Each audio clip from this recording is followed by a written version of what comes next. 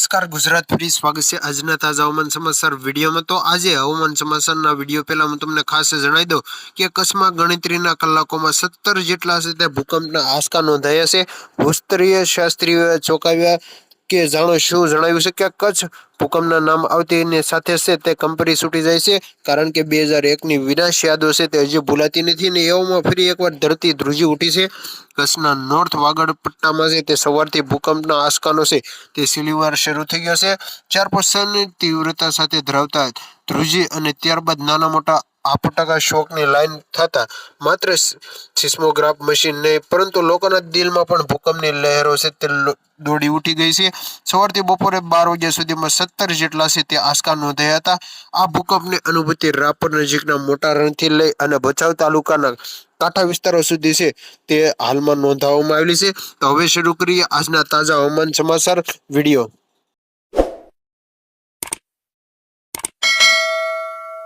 भागों से कि ज्यां शियाळाने लईने ठंडीने लईने कातिलाना आगाही छे बधी माहिती जणाववानो छुं आजना विडियोनी अंदर। कारण के गुजरात में मात्र हवे शियाळो नथी चाली रह्यो। जोवा जईए तो गुजरात राज्यना वातावरणमां तो कंईक अलग ज जोवा मळी रह्युं छे। जे हाँ मित्रों एकेय वर्षे ना थयुं होय एवुं आ वर्षे थई रह्युं छे। एटले के शियाळो जे छे तो अत्यारे ठंडी पड़वी जोईए, परंतु 2.5 महीना थई चूक्या छे शियाळाने, हजू एवी ठंडी पड़ी नथी। आनी असरो मित्रों आवनारा वर्ष 2026 ना ચોમાસામાં પણ જોવા મળવાની છે। એના વિશે પણ આ વિડીયોમાં આગળ વાત કરીશું। परंतु आ विडियोनी अंदर आपणे 4 થી 5 मुद्दाओ जे छे ते एक पछी एक जाणवाना छे। 5 થી 6 मुद्दाओ पर बात करवानी छे। तो ए कया कया मुद्दा छे के जेना विषे आजना विडियोमां आपणे चर्चा करवानी छे। एना विषे सौथी पहेला मित्रों आपणे लिस्ट बनावी लईए के जेनाथी तमने पण ख्याल आवे के आजनो आपणो आज नानकड़ो विडियो छे एनी अंदर आपणे कया कया मुद्दा जाणवाना छे। सौथी पहेला तो मित्रों आजना विडियोनी अंदर मारे तमने महत्वनी आपवानी आगाही विषे माहिती करवानी छे। आवनारा दिवसोने लईने जे आगाही करवामां आवी छे मलाल पटेल तरफथी, तो आगामी 10 દિવસની જે આગાહી છે તેના વિશે વાત કરીશ। બીજા નંબરે મિત્રો આજના વિડીયોની અંદર હું તમને ગુજરાત રાજ્યનું હાલનું હવામાન સમજાવીશ, કારણ કે ગુજરાતના હાલના હવામાનમાં કંઈક અદ્ભુત ઘટના બની રહી છે। અચાનક વાતાવરણો પલટા મારી રહ્યા છે, અમુક ભાગોમાં વાદળો પણ છે। ત્રીજા નંબરે મહત્વની અપડેટ હું તમને આપીશ વરસાદ વિશે। જી હા દર્શક મિત્રો, વરસાદ ભર શિયાળે જાણીને તમે ચોંકી જશો। મને પણ કહેતા મિત્રો જે છે તે નવાઈ લાગે છે, પરંતુ મિત્રો જે રીતના નકશામાં ફોટા સામે આવ્યા છે વરસાદ આવતો જોવા મળી રહ્યો છે। કયા કયા ગામમાં આવવાનો છે, કયા કયા જિલ્લામાં આવવાનો છે એ હું તમને આ વિડીયોમાં આગળ જણાવીશ। કોઈ ગામના નામ સાથે માહિતી આપવાનો છું। એટલું જ નહીં, 31 ડિસેમ્બર અને 1 જાન્યુઆરી 2026 આ એ 2 દિવસો છે કે જ્યારે માવઠાની પૂરેપૂરી આગાહીઓ બની રહી છે અને એના વાદળો પણ બનવા લાગ્યા છે। કચ્છ અને કાતરા ઉપરથી મિત્રો જે આગાહી પડતી હોય છે તો કચ્છના આધારે વાદળો પણ બની ગયા છે। એ મિત્રો ડિટેલમાં તમને કોઈ ગામનું નામ લઈને આગળ માહિતી આપીશ। ચોથા નંબરે મહત્વની અપડેટ મારે તમને આપવાની છે, તો ખાસ કરીને ગુજરાતભરની અંદર અત્યારે શિયાળો ચાલી રહ્યો છે તો શિયાળા વિશે પણ અપડેટ આપીશું। જેમ કે શિયાળાને લઈને શું નવી અપડેટ છે, આવનારા દિવસોમાં ઠંડીને લઈને શું નવા એંધાણ છે। તો ચાલો મિત્રો, મેં તમને ઘણી બધી માહિતી તો આપી દીધી। હવે ટાઈમ બગાડ્યા વગર એકો એક મુદ્દા વિશે વાત કરીએ, શરૂ કરીએ। એ પહેલાં તમને મિત્રો જણાવી દઉં કે વિડીયોને અંત સુધી જોતા રહેજો, કારણ કે અધૂરું જ્ઞાન ખતરનાક બની શકે। અને મિત્રો તમે માત્ર એક વિડીયો જોઈ લેશો તો તમારે આજનો કોઈ પણ બીજો હવામાનને લગતો વિડીયો જોવાની જરૂરિયાત નહીં પડે। અને સૌથી પહેલા મિત્રો તમને જણાવી દઈએ, ઘણા બધા દિવસોથી ચેનલમાં વિડીયો નહોતો આવી રહ્યો, પરંતુ હવે આપણે રેગ્યુલર વિડીયો આપીશું, કારણ કે વાતાવરણમાં ક્યાંક ને ક્યાંક હવે નવા જૂની થવાની છે। તો આપણે વિડીયો જોવાવાળા છે એને મિત્રો દરરોજની માહિતી પહોંચાડવી પડશે। તો દરરોજ મિત્રો હવે આ ઓનલી વેધર ચેનલ ખોલીને તમે વિડીયો ચેક કરતા રહેજો, કારણ કે હવે આપણી આ ચેનલ પર વિડીયો આવતા રહેશે। ચાલો મિત્રો, ઘણી બધી વાત કરી લીધી, હવે આપણે ચેનલના મુખ્ય આજના વિડીયોના પોઈન્ટ ઉપર આવીએ। સૌથી પહેલા મિત્રો મહત્વની અપડેટ જે હતી તેના વિશે માહિતી આપું તો આગાહી શું જણાવી રહી છે, શું છે મિત્રો આવનારા દિવસોને લઈને આગાહી, તેના વિશે વાત કરીએ। મિત્રો અમરલાલ પટેલે 4 થી 5 નવી ચોંકાવનારી આગાહી કરી દીધી છે, જે જોતા એવું લાગી રહ્યું છે એ ખરેખર જો આગાહી સાચી પડશે તો ગુજરાતમાં ક્યાંક ને ક્યાંક નવાજૂની થશે। સૌથી પહેલા મિત્રો અમરલાલ પટેલે જાન્યુઆરી મહિનાને લઈને શું આગાહી કરી છે તેના ઉપર મિત્રો આપણે એક નજર મારીએ। અમરલાલે જાન્યુઆરી મહિનાની શરૂઆતમાં પણ એક નબળો પશ્ચિમી વિક્ષેપ ગુજરાત તરફ સક્રિય થઈ શકે તેવી આગાહી છે।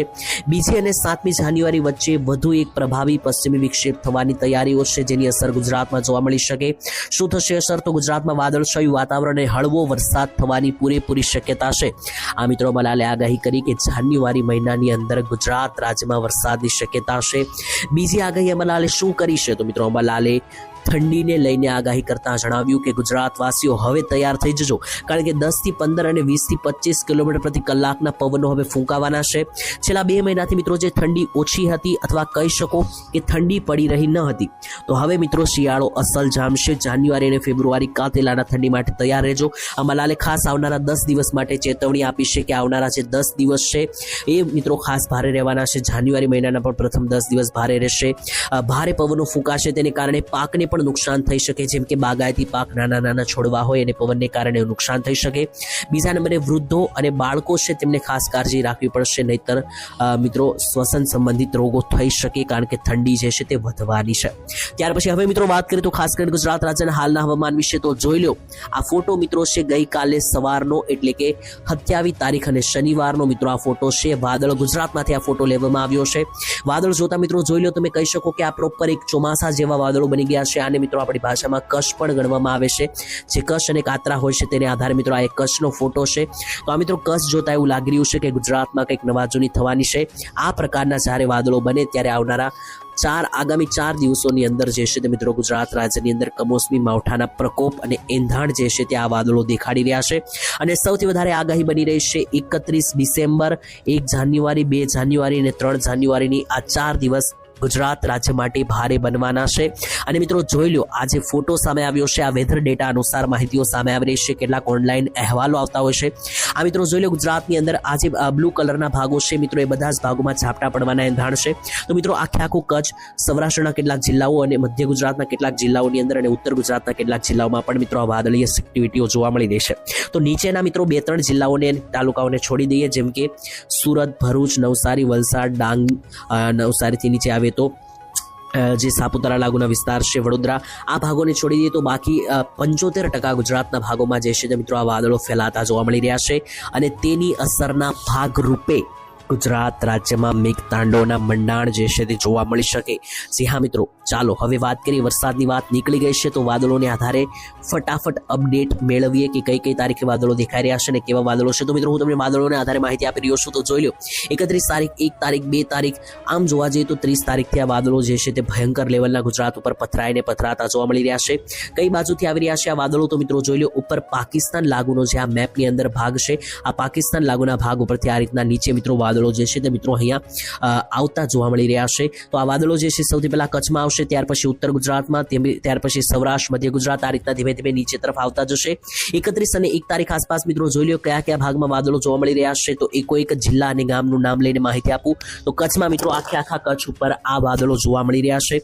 ત્યાર પછી આગળ પણ ચાલીએ તો ઉત્તર ગુજરાતના પણ 4 થી 5 મિત્રો જે જિલ્લાઓ છે, જેમ કે અહીંયા તમે જોઈ લો તો મહેસાણાથી લઈને રાધનપુર, સાંતલપુરના વિસ્તારો, થરાદ, બનાસકાંઠા, સાબરકાંઠાથી લઈને આબુ અંબાજી, પાલનપુર, ખેડબ્રહ્મા, નીચે જોઈ લો તો હિંમતનગર, ડુંગરપુર, અરવલ્લીના વિસ્તારો, આ બધા જ ઉત્તર ગુજરાતના જિલ્લા તાલુકા ઉપર મિત્રો આ વાદળો દેખાઈ રહ્યા છે. મધ્ય ગુજરાતની પણ અપડેટ લઈ તો મિત્રો આજના તાજા સમાચાર. વિડીયો જો સારો લાગે તો તમારા મિત્રો સુધી શેર કરજો અને આ ચેનલ ઉપર ન હોય તો ચેનલને સબસ્ક્રાઇબ કરી લો. મળીએ કાલે નવા વિડીયો સાથે. જય માતાજી, જય દ્વારકાધીશ.